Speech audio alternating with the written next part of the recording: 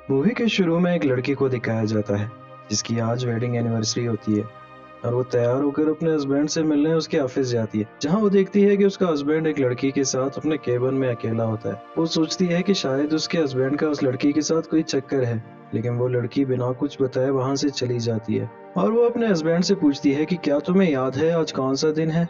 लेकिन निक कुछ नहीं बोलता और तभी उसका फोन बजने लगता है, तो वो फोन पर बात करने लगता है। एलिस अपने हस्बैंड के ऐसे रवैये से बहुत अपसेट होती है और वो अपने दोस्त नायला के पास जाती है और वहाँ उसे अपने हस्बैंड के इस रवैये के बारे में बताती है।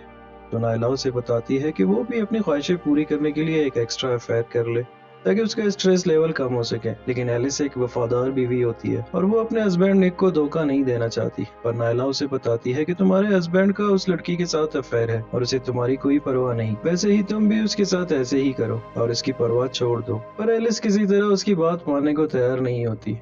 तभी वहाँ नायला का बॉयफ्रेंड आ जाता है और नायला एलिस को जाने को कहती है ताकि वो अपने बॉयफ्रेंड के साथ टाइम बिता सके। लेकिन एलिस घर जाने की बजाय बाहर से वो सब कुछ देखने लगती है और ये सब देखकर वो बहुत हॉट हो जाती है क्योंकि उसका हस्बैंड काफी वक्त से उसके साथ नहीं सोया और वो नायला की बातों पर सोचने लगती है और एक एक्स्ट्रा अफेयर बनाने का फैसला करती है। कुछ दिन बाद वो एक लड़के से मिलती है जिसका नाम फिनिक्स होता है और एलिस इसकी तरफ काफी अट्रैक्ट हो जाती है और फिनिक्स भी उसे देखता रहता है, जिसका मतलब है कि वो भी उसे पसंद करने लगा है। कुछ दिन बाद जब वो दोबारा फिनिक्स से मिलती है तो फिनिक्स इसके साथ फ्लर्टिंग करने लगता है और वो उसे बताता है कि वो कितनी खूबसूरत है। दरअसल फिनिक्स एक फोटोग्राफर होता है और वो एलिस के साथ फोटो शूट करना चाहता है, लेकिन एलिस कहती है कि उसे पिक्चर खिंचवाना अच्छा नहीं लगता। लेकिन किसी तरह फिनिक्स उसे मना लेता है और अब दिखाया जाता है कि फोटो शूट करने एलिस उसे अपने घर बुलाती है और यहाँ फोटो शूट के दौरान वो दोनों एक दूसरे के काफी करीब आ जाते हैं। लेकिन एलिस उसे ऐसा करने से मना करती है क्योंकि वो अपने हस्बैंड के साथ बहुत लॉयल होती है और वो फिनिक्स को वहाँ से जाने का कहती है।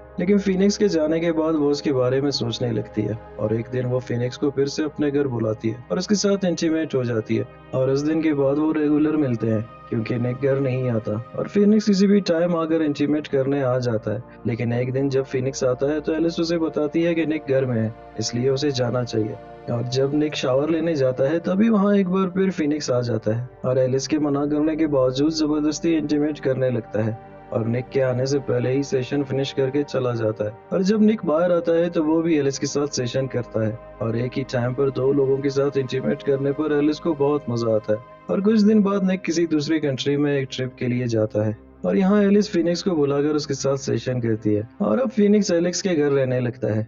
और एक दिन मौका देखकर वो एलेक्स को बताता है कि उसका एक फ्रेंड है जिसे वो एलिस के साथ सेशन कराना चाहता है ताकि वो मिलकर ग्रुप सेशन कर सके।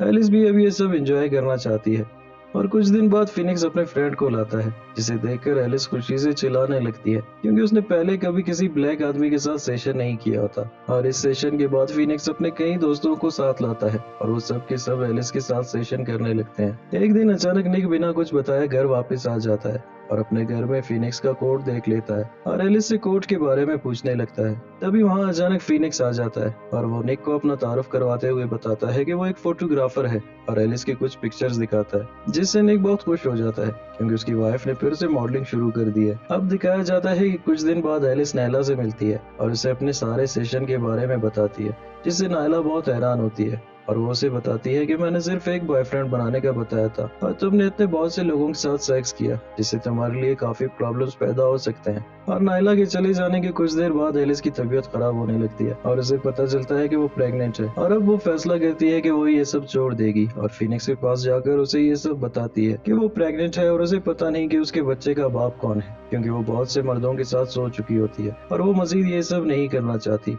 लेकिन यहाँ फिनिक्स जबरदस्ती उसके साथ इंटीमेट कर जाता है और अगली सुबह निक एलिस को बाहर डिनर के लिए ले जाता है जहाँ वो फिनिक्स को भी अपने साथ इनवाइट करते हैं। और डिनर के टेबल पर फिनिक्स एलेक्स के साथ अपनी टांगों से छेड़छाड़ करने लगता है, जिससे एलेक्स तंग होकर वॉशरूम चली जाती है और फिनिक्स भी उसके पीछे पीछे वहाँ चला जाता है। लेकिन तभी वहाँ निक की बहन आ जाती है जिसे देखकर फिनिक्स बाहर चला जाता है और जब एलिस घर जाती है तो देखती है कि घर की टीवी में फिनिक्स ने उसके वीडियो प्ले किए होते हैं जो उसकी फ्रेंड्स के साथ सोते वक्त फिनिक्स ने रिकॉर्ड किए होते हैं।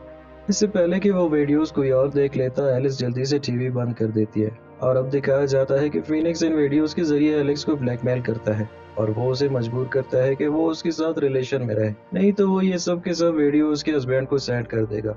और किसी तरह एलिस को मजबूर करके वो अपने साथ ले जाने को तैयार करता है। और अगले दिन जब एलिस उसके पास जाती है तो देखती है कि वहाँ उसके 4 और दोस्त मौजूद होते हैं। क्योंकि उसके पास कोई दूसरा रास्ता नहीं होता, वो इन चारों के साथ सेशन कर लेती है। और तभी उसकी नजर फिनिक्स पर पड़ती है, जो अभी उसकी रिकॉर्डिंग कर रहा होता है। एलिस समझ जाती है कि ये सब कभी खत्म नहीं होगा, इसलिए वो घर आकर निक को ये सब बता देती है, जिससे निक को बहुत गुस्सा आता है और वो एलिस को घर से बाहर निकाल देता है। और पूरा दिन बाहर गुजारने के बाद एलिस एक बार फिर अपने हस्बैंड को मनाने के लिए घर जाती है, जहाँ वो देखती है कि नैला और निक वहाँ कुर्सियों से बंधे होते हैं और फिनिक्स वहाँ खड़ा होता है। और फिनिक्स एलिस को बताता है कि निक और लैला का भी अफेयर होता है और निक ने तुम्हें इसलिए घर से बाहर निकाला ताकि निक लैला के साथ रह सके।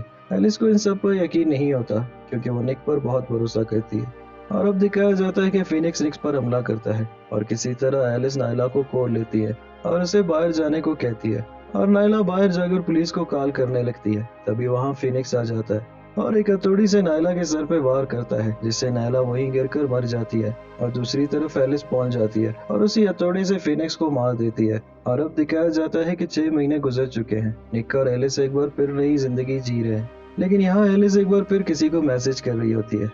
और इस मैसेज का मतलब क्या हुआ, ये आप लोग कमेंट में आकर बताएं।